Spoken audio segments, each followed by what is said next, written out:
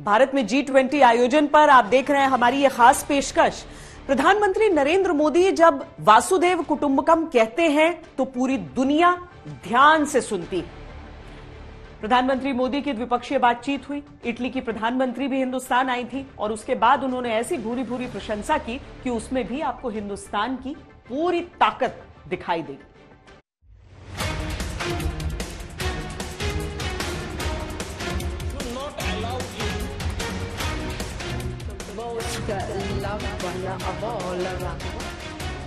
विश्व की सबसे ताकतवर माने जाने वाले देश अमेरिका के राष्ट्रपति नरेंद्र मोदी को सम्मान से सैल्यूट करते हैं।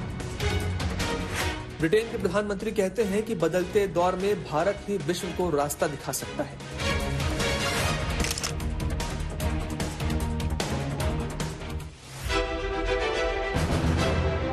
इटली की प्रधानमंत्री जॉर्जिया मेलोनी कहती हैं कि प्रधानमंत्री मोदी दुनिया के सबसे चहेते यानी मोस्ट लवेबल लीडर हैं।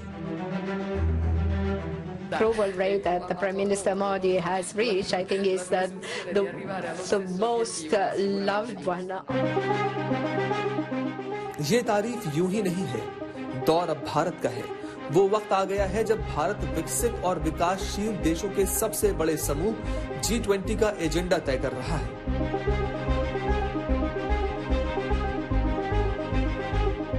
लगभग 5 सालों बाद ऐसा हुआ है जब इटली का कोई प्रधानमंत्री भारत के दौरे पर आया हो।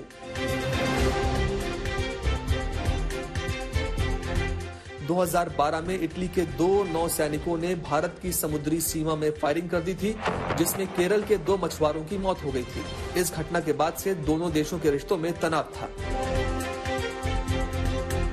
The approval rate that the Prime Minister Modi has reached, I think, is the most loved one of all around the world. But I mean, this has really proven that he has been a major leader, and congratulations for that, Prime Minister.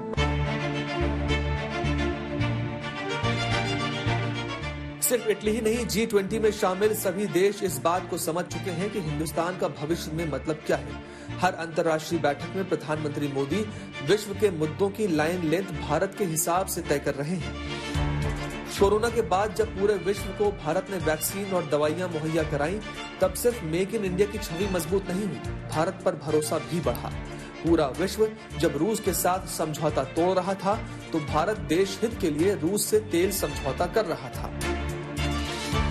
Experience of the last few years, financial crisis, climate change, pandemic, terrorism and wars clearly shows that global governance has failed in both its mandates. Ukraine वाला जो मुद्दा है वो सुलह की और पहुंच सकता है, एक नेगोशिएशन हो सकती है, लेकिन अभी कुछ भी कहना बहुत ही दिक्कत वाली बात है, क्योंकि ये नहीं माना जा सकता है कि सचमुच ऐसी बैठक होगी। लेकिन एक पहल जो है जो अच्छी है।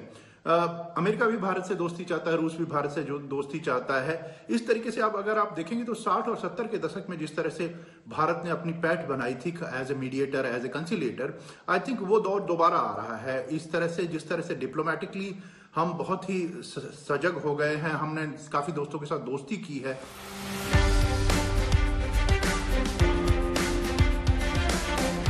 भारत दुनिया का इकलौता देश है जो सुपर पावर्स वाले 2 समूहों में शामिल है।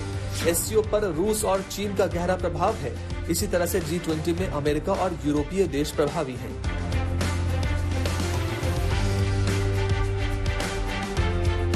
लेकिन इन दोनों संगठनों को जो एक देश जोड़ता है वो भारत है, जो खुलकर दोनों ही महाशक्तियों वाले गुटों में विश्व शांति की वकालत करता है।